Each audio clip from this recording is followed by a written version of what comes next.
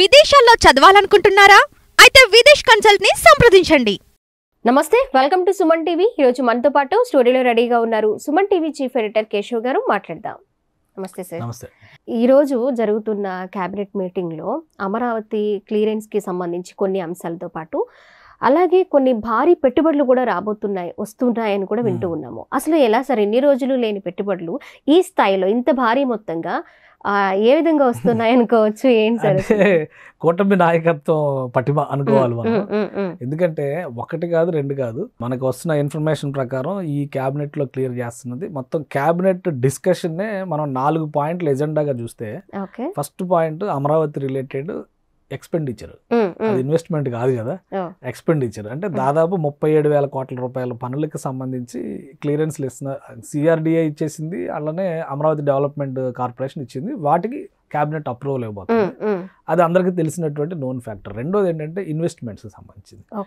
AP investments economic and investments board అని చెప్పని ఉంది కదా, 121,000 కోట్ల రూపాయలకు సంబంధించినటువంటి ప్రపోజల్స్ని క్యాబినెట్ క్లియర్ చేయబోతుంది.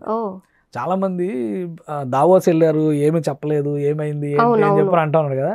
ఇప్పుడు వాటి సారాంశం మొత్తం ఇందులో వస్తుంది అనమాట. 121,000 కోట్ల ఇన్వెస్ట్మెంట్స్.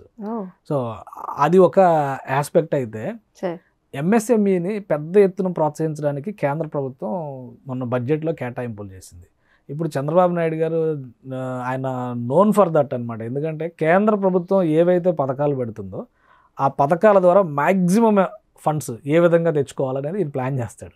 ఇప్పుడు ఇమ్మీడియట్గా ఆయన ఎంఎస్ఎంఈకి సంబంధించి ప్రతి నియోజకవర్గంలో ఎంఎస్ఎంఈ పార్కులు పెట్టాలనేటువంటి ఒక ప్రపోజల్ చేశారు. అందులో భాగంగా ఫస్ట్ ఫేజ్లో 26 జిల్లాల హెడ్ క్వార్టర్స్లో 26 ఎంఎస్ఎంఈ పార్కులు పెట్టబోతున్నారు. సో వాటికి క్యాబినెట్ క్లియరెన్స్ ఇవ్వబోతుంది.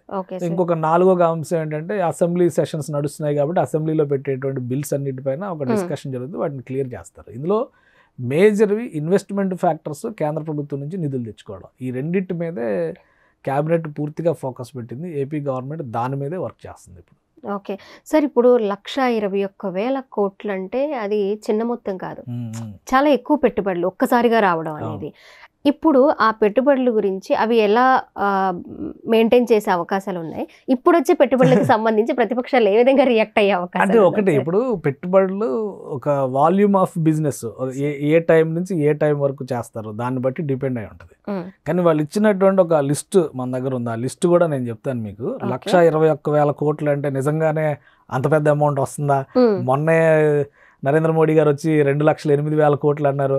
రిలయన్స్ వాళ్ళు వచ్చి 65,000 కోట్లు అన్నారు. టాటా పవర్ వాళ్ళు వచ్చి 49,000 కోట్లు అన్నారు. అన్ని వేల కోట్లలోనే ఉన్నాయి కదా. అంటే ఈ లిస్టు ఒకసారి చూడండి, చాలా ఆశ్చర్యకరమైనటువంటి లిస్టు. మనం చెప్పాలంటే ప్రీమియర్ ఎనర్జీస్ అని చెప్పని ఈ కంపెనీకి సంబంధించి మొన్న కూడా మనం కొన్ని వీడియోస్ చేసాం. 1,700 కోట్లు తెలంగాణలో ఇన్వెస్ట్ చేయాల్సింది ఆంధ్రాకి నాయుడుపేటకు వచ్చేస్తుంది అనమాట. మొత్తం 10 కంపెనీలకు సంబంధించి 121,659 కోట్ల రూపాయలకు సంబంధించిన పెట్టుబడులు క్లియరెన్స్ ఈ క్యాబినెట్లో ఇస్తున్నారు. దాల్మియా సిమెంట్స్ కడప జిల్లాలో 2,883,000 కోట్ల పెట్టుబడులు పెట్టబోతుంది. లులు గ్లోబల్ ఇంటర్నేషనల్ సంస్థ విశాఖపట్నంలో 1,500 కోట్లు పెట్టుబడి పెట్టబోతుంది. Satyavedu reserve infra private limited company Sri సిటీలో 25,000 కోట్ల రూపాయల ఇన్వెస్ట్మెంట్స్కి రాష్ట్ర ప్రభుత్వంతో అగ్రిమెంట్ చేయబోతుంది. సో వీటన్నిటికీ కూడా ఇప్పుడు ప్రభుత్వం క్లియరెన్స్ ఇస్తుంది. Indosol solar power private limited 58,469 కోట్ల రూపాయలని ఇన్వెస్ట్ చేయబోతుంది ఆంధ్రప్రదేశ్లో. దానికి గవర్నమెంట్ క్లియరెన్స్ ఇస్తుంది. Balaji action built well private limited 1,175 కోట్ల రూపాయల పెట్టుబడులు.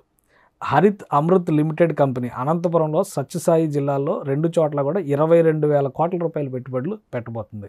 APTA green energy ventures India private limited company, ఇది అన్నమయ్య కడప జిల్లాల్లో 8,240 కోట్ల రూపాయలు ఇన్వెస్ట్మెంట్స్ చేయబోతుంది.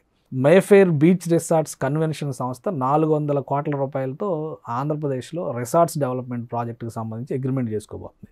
ఒబెరాయ్ విలాస్ రిసార్ట్స్ వాళ్ళు 250 కోట్ల రూపాయలు పెట్టబోతున్నారు.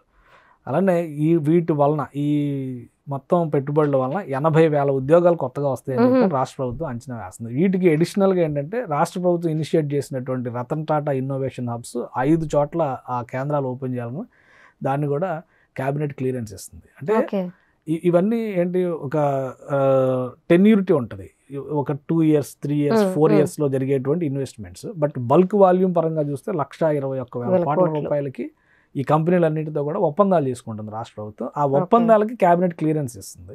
ఈ తర్వాత ఈ ఒప్పందానికి క్లియరెన్స్ ఇస్తున్నారంటే వాళ్ళ ప్రపోజల్స్, ఫైనాన్షియల్ ప్రపోజల్స్, వాళ్ళు చేయబోయేటువంటి యాక్టివిటీ ప్లాను, ఎన్ని సంవత్సరాల్లో ఖర్చు పెడతారు, ఎంత ఎంప్లాయ్మెంట్ జనరేషన్ క్రియేట్ చేస్తారు, ఎకానమీకి ఎంత బూస్టింగ్ జరుగుతుంది, ఇవన్నీ అసెస్మెంట్ చేసి ఇప్పుడు ఆ దశకు వస్తుంది. అంటే ఒకేసారి ఆంధ్రప్రదేశ్ ప్రభుత్వం 1,21,000 కోట్ల రూపాయలని ఈ 10 నెలల్లో, ప్రభుత్వం వచ్చిన 10 నెలల్లో, మొన్న 9 నెలలు కంప్లీట్ అయ్యేటప్పటికి ఒక లెక్క చెప్పారు, దాదాపు 6.5 లక్షల కోట్ల రూపాయలు ఇన్వెస్ట్మెంట్స్ తీసుకొచ్చామని చెప్పి. ఇప్పుడు మళ్ళీ ఒక 1,20,000 కోట్ల రూపాయలు లెక్క చెప్తున్నారు. సో గవర్నమెంట్ కొత్త ఇన్వెస్ట్మెంట్స్ తీసుకురావడం, ఇన్వెస్ట్మెంట్ ఫ్రెండ్లీ, ఇండస్ట్రీ ఫ్రెండ్లీ అట్మాస్ఫియర్ని క్రియేట్ చేయడంలో కూటమి ప్రభుత్వం సక్సెస్ అయిందని చెప్పని మనం చెప్పొచ్చు.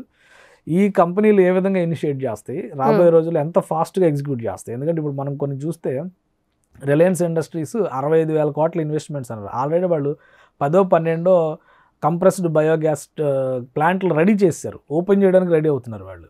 అంటే ఈ లాస్ట్ మొన్న డిసెంబర్లో డిస్కషన్ జరిగింది, జనవరిలో అగ్రిమెంట్ జరిగింది. 3 నెలల కాలంలో, 3 నెలలు కూడా కంప్లీట్ కాలే, ఇంకా వాళ్ళ ప్లాంట్లు రెడీ అయిపోతున్నాయి. So speed of doing business అని చంద్రబాబు నాయుడు గారు అంటున్నారు కదా, ఆ పేస్లో పనిచేస్తున్నట్టుగా ఇక్కడ కనిపిస్తుంది. ఇదైతే కనుక ఖచ్చితంగా 10 months లో ఇవన్నీ చూస్తూ ఉంటే మనం అలాగే అంచనా వేసుకోవాలి. మాక్సిమం అన్ని ప్రాజెక్టులకు కూడా 3 years టైం పెడుతున్నారు ఆయన. 3 years అంటే ఇప్పుడు 2028 కల్లా ఇవన్నీ ఆపరేషన్స్లోకి రావాలి. సో అంటే చాలా పెద్ద మెగా వెంచర్స్ కదా ఇవి.